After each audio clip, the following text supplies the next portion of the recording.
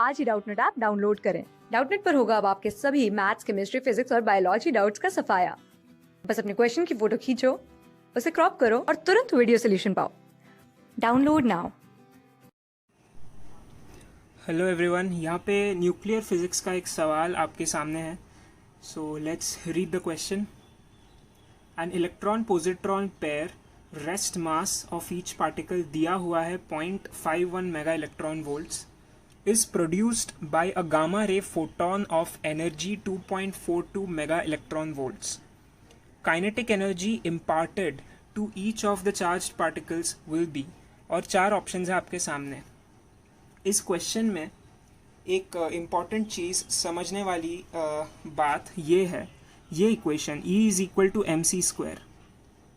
आपको यहाँ दिख रहा होगा कि जो rest mass of each particle दिया गया है इलेक्ट्रॉन और पोजिट्रॉन का, वो मेगा इलेक्ट्रॉन वोल्ट्स में दिया गया है, 0.51 मेगा इलेक्ट्रॉन वोल्ट्स। हमें ये पता है कि मेगा इलेक्ट्रॉन वोल्ट्स जो होता है वो एनर्जी का यूनिट होता है, बट यहाँ पे हमें दिया गया है रेस्ट मास। क्या ये गलत है?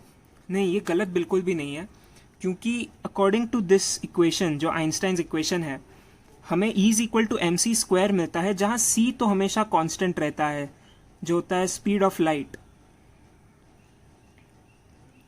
इसलिए हम ये कह सकते हैं कि जो एनर्जी और मास है उसके बीच एक रिलेशन है, एक इक्विवेलेंस का रिलेशन है। ठीक है, E/m जो होता है वो हमेशा c² ही होगा। E/m is equal to c²। इसलिए हम कह सकते हैं कि जो मास है उसको हम एनर्जी के टर्म्स में लिख सकते हैं, क्योंकि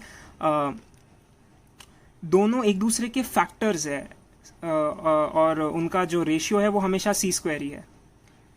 ठीक है, तो मेन इंपॉर्टेंट बात इस क्वेश्चन का है कि हम एनर्जी को मास के टर्म्स में लिख सकते हैं। ये बात एकदम ध्यान में रखिए। अब आते हैं क्वेश्चन कैसे सॉल्व करते हैं उस पर। ये प्रोड्यूस कर रहा है, is produced by a gamma ray photon, जिसका एनर्जी 2.42 मेगा इलेक्ट्रॉन वोल्ट्स दिया हुआ है। Kinetic energy imparted to each of the charged particles will be. अब देखिए, अभी हम इसी एनर्जी और मास का इक्विवेलेंस लगा के इस क्वेश्चन को सॉल्व करेंगे। आपको पता है कि गामा रे जो फोटोन होता है वो पार्टिकल नहीं होता, इसलिए उसका मास नहीं होता, राइट? लेकिन एनर्जी तो होती है, और एनर्जी का वैल्यू हमें 2.42 मेगा इलेक्ट्रॉन वोल्ट्स दिया गया है। अभी फाइनली हमें क्या मिलेगा? एक गामा रे फोटोन है यहाँ पे, जो हमें दे रहा है एक इलेक्ट्रॉन और एक पोजिट्रॉन। तो ये हमारे फाइनल प्रोडक्ट्स है और ये हमारा इनिशियल जो गामा रे फोटोन है, इसका एक एनर्जी होगा। अब हमें क्वेश्चन में दिया गया है कि जो रेस्ट मास है वो दोनों पार्टिकल्स का इक्वल है। इसका भी 0.51 मेगा इलेक्ट्रॉन वोल्ट्स है, इसका भी 0.51 मेगा इलेक्ट्रॉन वोल्ट्स है। क्या इससे हमें कुछ क्लू मिल सकता है? एक एनालॉजी लगाएंगे हम यहाँ पे, बट ये आप बात ध्यान में रखना, ये रियलिटी में ऐसा नहीं होता। गामा रे का जो फोटोन है उसका मास नहीं होता, ठीक है, उसका सिर्फ एनर्जी होता है, क्योंकि वो पार्टिकल नहीं है।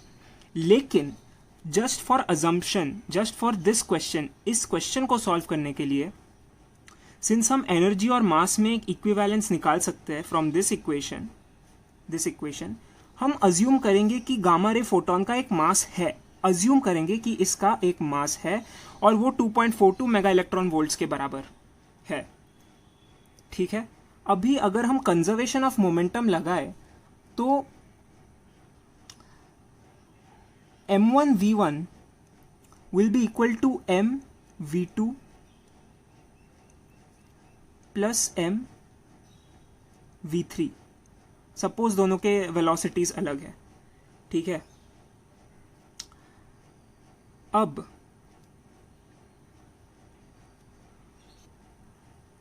इस इक्वेशन को यूज करके हमें ज्यादा फायदा मिलने नहीं वाला, क्योंकि हमें बस ये पता है कि इन दोनों का मास सेम है, वेलोसिटी अलग हो सकता है। कोई एविडेंस नहीं है इस इक्वेशन से कि वेलोसिटी अलग नहीं होगा। ठीक है, और यहाँ पे तो दो और अननोन क्वांटिटीज आ गए हैं। लेकिन अगर हम मोमेंटम का यूज ना करके एनर्जी के इक्वेशन में आए, तो अगर हम कंजर्वेशन ऑफ एनर्जी लगाएं तो क्या होगा? सपोज ये mv² है, m1v1², तो इस केस में अगर ये एनर्जी है तो वो डायरेक्टली हम 2.42 मेगा इलेक्ट्रॉन वोल्ट्स लिख सकते हैं, ठीक है, will be equal to half m v2² plus half m v3², ठीक है। v2 और v3 हमने मान लिया इनका वेलोसिटी होगा। अभी आप देख सकते हैं कि दोनों का मास एकदम बराबर है। अगर मास बराबर है तो क्या वेलोसिटीज अलग होंगे? सिमेट्री से आपको क्या लगता है कि क्या अगर दोनों का मास बराबर है और दोनों पे हमने सेम एनर्जी डाला है, सेम एनर्जी सप्लाई किया है, मतलब सेम एनर्जी से दोनों पार्टिकल्स बने हैं, तो क्या दोनों के वेलोसिटीज अलग होंगे? जी नहीं, बिल्कुल नहीं। इनफैक्ट दोनों का काइनेटिक एनर्जी एकदम सेम होगा क्योंकि दोनों का मास बिल्कुल सेम है। तो एसेंशियली क्या हो रहा है कि एक एनर्जी दो इक्वल पार्ट्स में डिवाइड हो रही है। हमें यह कैसे पता चला कि दो इक्वल पार्ट्स हैं? ये कैसे पता चला? क्योंकि जो रेस्ट मास है वो दोनों पार्ट्स का सेम है, 0.51 मेगा इलेक्ट्रॉन वोल्ट्स। इसलिए हम कह सकते हैं कि जो गामा रे का फोटोन है वो एक्चुअली हमें दो इक्वल एनर्जी का पार्टिकल दे रहा होगा, ठीक है। तो इसलिए जो काइनेटिक एनर्जी है फाइनल, उसको भी 2.42 होना चाहिए जो गामा रे का एनर्जी होगा। और इसका मतलब ईच पार्टिकल का एनर्जी कितना होना चाहिए? ईच पार्टिकल का एनर्जी होना चाहिए 2.42/2, जो होगा 1.4 मेगा इलेक्ट्रॉन वोल्ट्स। यहाँ हम देख सकते हैं 1.41 होगा, लेकिन हमारे ऑप्शंस में सबसे close answer 1.4 mega electron volts है, इसलिए हम वही टिक करेंगे। तो ये है हमारा final answer. Thank you. Class 6 से 12 से लेके नीट, IIT, JEE मेंस और एडवांस के लेवल तक 10 मिलियन से ज्यादा स्टूडेंट्स का भरोसा। आज ही डाउनलोड करें डाउटनेट ऐप या व्हाट्सएप कीजिए अपने डाउट्स 8400 400 400 पर।